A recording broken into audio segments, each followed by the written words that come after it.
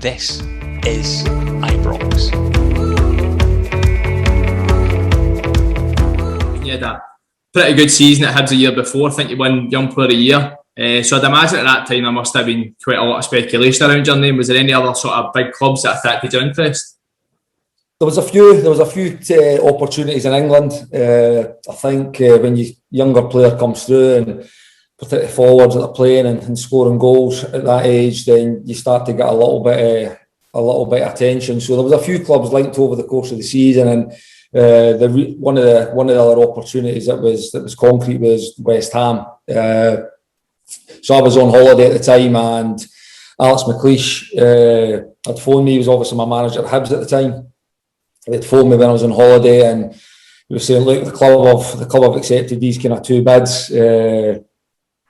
I want to speak to you." So I had to fly back. I flew back for holiday to meet Alex at Gatwick Airport. Met him, had a cup of tea with him, and we ran through. He wanted me to stay for at least another year before I went, and I think that was maybe actually part of the deal to go to West Ham, was maybe an opportunity to be loaned back to Hibs for that season. So, but strangers came calling me. You know the drill.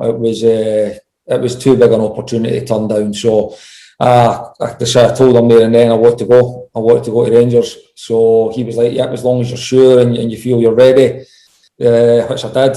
That was that. That was pretty much. I was back on a plane to Italy, and he was back up the road, and that was it. It was pretty much, things were agreed whilst I was still on holiday. Came back a week later, got the medical done, got signed, and that was that. Job's done. So West Ham, about 2000, that's when they had like Rio Ferdinand, Frank Lampard, Defoe and that, wasn't it? Probably I would have been around at that time. All similar ages. All kind of coming through at that moment. So great. I mean, they've always had that conveyor belt of young players at that time. To say Rio's come through, Defoe, your Carlton Coles, Lampard was coming through at the time. There was loads and loads coming through at that time. Carrick as well. Carrick, that was the other one. Yeah, so there was loads that obviously came through about that time. But it was just obviously being a fan. It was too big an opportunity to turn that down. And obviously the squad at that time. I mean, played against them that year. I played at Ibrox actually a couple of times over the two seasons previous to that, because my first visit was with Stenungsmuir. Came there. I went there on when I was on loan at Stenungsmuir. We played Rangers in the Cup. Lost 2-0, but amazing experience, and obviously going to Ibrox with Hibs. We never had too many. I think we got beat 6-2 or 6-3 was in the last game of the season that we played Rangers, one of the last games, and I managed to score in that game at Ibrox as well. And it was just too good an opportunity, pal. You know, like they came calling, and it was one I wanted to look at. So you could have played with Rio Ferdinand behind you, but you chose Bert Conklin instead. He wasn't there at the time, though. He was just coming, so I was going to play with Amoruso and Craig Moore or Vidmar behind me rather than Big Rio. Yeah. Well, that's what I was going to say. Obviously, we're talking about the squad that they had with guys like Ferdinand, Lampard and stuff, but at that time, our squad was just as good, if not arguably better. So, obviously, guys like Van Bronckhorst, Alberts, Michael Moles can ring them off, but who for you were the sort of standouts at that time, do you think? Listen, there was so many, you know, like when you go through guys like Giovanni, who went on to Arsenal and obviously then Barcelona, again, Dutch internationalist. Arthur Noonan, Dutch internationalist, had a wonderful career. Moles was incredible, really, really good to work with him and play up front with him was great. We obviously signed Torrey Flo for 12 million as well that year. De Boer came from Barcelona for 4 million at that time. So you had incredible players, midfielders, Alberts, Fergie, Reina, Tugai.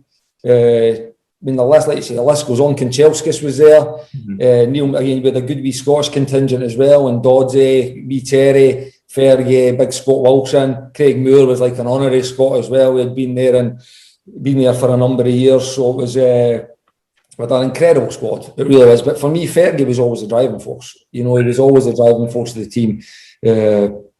Amoruso, like I'm boys at the back, Amoruso, Sergio Perini, Fernando came in that summer.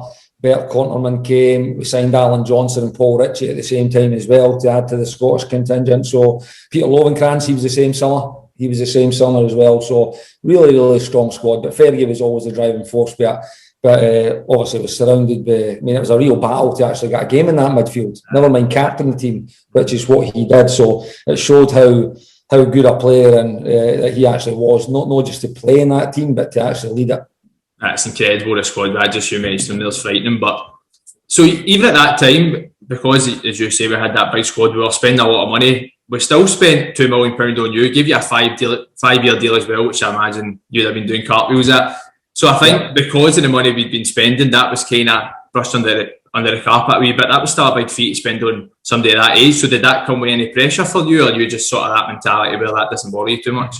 No, it's just, again, that kind of thing was, that's out with any control of a player, you know. Like if a club decides to pay a fee for you, it's that you have no control over that. You've just got to go and do your job, you know. The one thing I realised quickly was things had to change, you know. Standards had to go up, and it's not just in terms of performances in games. It was your everyday standards, the demands that were put on you. I mean, again, I touched on Fergie being the driving force, but it was also the moaniest bastard that one of the moaniest I've ever played with. You know, but it's because he expected everybody else to be to that level. He expected everybody else to care and give a fuck the same as his level. So it was early doors. You realise you're working with a different level of player. There is a different mentality to everyday's work, and ultimately you need to win. But you need to win, and that's something that I've always wanted to do. Whether it was at the back playing tennis or one-on-ones with my brother, or whether it comes to winning games and leagues and cups with Rangers. So it was something I wanted to be part of, something I embraced big time, but really realised obviously that your standards had to improve. You had to get up to these guys' standards. We went through the list of players. These are German internationalists, we're Dutch internationalists, Italian internationalists. These are guys that have played at the top level, World Cups, European Championships, you know. So it's you are playing at a different, bigger club, bigger demands, bigger expectations, and better players. Fires rage